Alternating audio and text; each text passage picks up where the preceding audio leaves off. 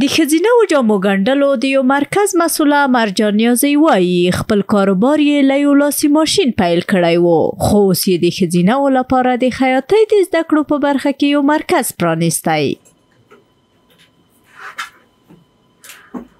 هغه وایي په دې مرکز کې ورسره اوس مهال 15 مېرمنې په کار بوختې دي چې هر یوه یې له دې لارې د خپلې کورنۍ ورځني لګښتونه پوره کوي.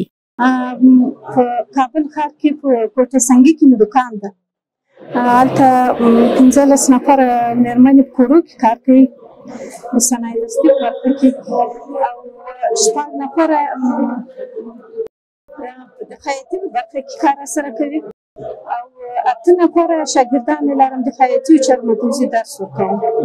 هغه زیاتوي که څه هم ښځینه خیاطانې د خپل کاروبار لپاره د بازار نشتوالي له امله له ستونزو سره مخ دي، خو له دې هر څه سره هغوی خپل همت له لاسه نه دی ورکړی. بازار خونده نشته، مقصد د کورنۍ جامې، هر څوک چې کور کې جامې جوړوي، د کور لپاره جامې اغوندي، د عادي جامې دي، دغه بیا فایده ډېره ده چې هر څوک حجروي کالي راته راوړي، هغه ورته جوړوم.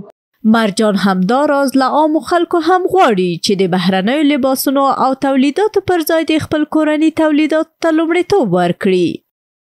من از شاگردان استاد مرجان که تحصیلات من از صنف 12 فارغ هستم. خواستم از دولت همی است که اگر همی دروازه پانتونا و مکاتب برمون باز شود که مطالعه ادامه تحصیل بدیم. تحصیلات ما تا صنف 6 است. دیگه از حکومت خواهشمندیم که زمینه کار را برای ما مساعد بسازند. خواست ما از دولتی است که دروازه پانتونها و مکاتب برای دخترها باز کند تا که ما دخترها درس خوانده بتوانیم. دا په داسې حال کې ده چې ښځینه صنعتکاران له مسؤلینو او مرستندویو ادارو د دوی د ملاتړ او تولیداتو لپاره د بازار موندنې غوښتنه کوي.